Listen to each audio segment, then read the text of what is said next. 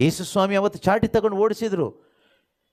ಇದು ದೇವಾಲಯ, ಇಲ್ಲಿ ದೇವರ ಸಾನ್ನಿಧ್ಯ ಇರಬೇಕು, ಇಲ್ಲಿ ಪ್ರಾಣಿಗಳೆಲ್ಲ ಇರಬೇಕಾಗಿರೋದು, ಇಲ್ಲಿ ಮನಿ ಎಕ್ಸ್ಚೇಂಜ್ ಅಲ್ಲ ನಡಿಬೇಕಾಗಿರೋದು, ಇಲ್ಲಿ ಬೇರೆ ಬಿಸ್ನೆಸ್ ಅಲ್ಲ ನಡಿಬೇಕಾಗಿರೋದು, ಇಲ್ಲಿ ದೇವರಿಗೆ ಆರಾಧನೆ ಸಲ್ಲಿಸುವಂಥ ಸ್ಥಳ ಇದು. ಅದೇ ರೀತಿಯಲ್ಲಿ ಪ್ರೀತಿಯ ಸಹೋದರ ಸಹೋದರಿಯರೇ, ಯೇಸು ಕ್ರಿಸ್ತರು 2000 ವರ್ಷಗಳ ಹಿಂದೆ ಈ ಭೂಮಿಗೆ ಮನುಷ್ಯನಾಗಿ ಬಂದು ಉದ್ದೇಶ ಏನು ಗೊತ್ತಾ? ದೇವಾಲಯವನ್ನು ಶುದ್ಧಿ ಮಾಡಲಿಕ್ಕೆ.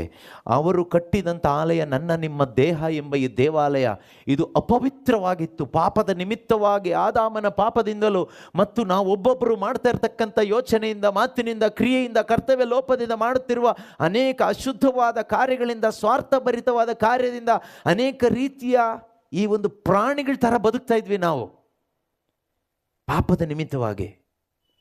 ಈ ಅಂತರಂಗ ಶುದ್ಧಿ ಮಾಡಬೇಕಾಗಿತ್ತು. ಈಗ ಇದು ಕ್ಲೀನ್ ಮಾಡಬೇಕಾಗಿತ್ತು. ಹೇಗೆ ಕ್ಲೀನ್ ಮಾಡಿದ್ರು ಗೊತ್ತಾ? ಯೇಸು ನಮ್ಮೊಬ್ಬೊಬ್ಬರ ಈ ದೇಹ ಎಂಬ ದೇವಾಲಯವನ್ನು ಯೇಸು ಕ್ಲೀನ್ ಮಾಡಿ ಚಾಟಿ ತಗೊಂಡಲ್ಲ, ಚಾಟಿ ಏಟುಗಳನ್ನು ತಿಂದು. ಅವರು ಚಾಟಿ ತಗೊಂಡು ಹೊಡೆದು ಕ್ಲೀನ್ ಮಾಡಿಲ್ಲ. ಅವರು ನನ್ನರ ಅಂತರಂಗವನ್ನು, ಈ ದೇಹ ಎಂಬ ದೇವಾಲಯವನ್ನು ಅವರು ಕ್ಲೀನ್ ಮಾಡಿದ್ದು. ಅವರು ಸ್ವತಃ ಚಾಟಿ ಏಟನ್ನು ನನ್ನಿಂದ ತಿಂದರು. ಮನುಷ್ಯರಿಂದ ಚಾಟಿ ಏಟು ತಿಂದರು. ನಾವು ಚಾಟಿ ಏಟು ಕೊಟ್ವಿ.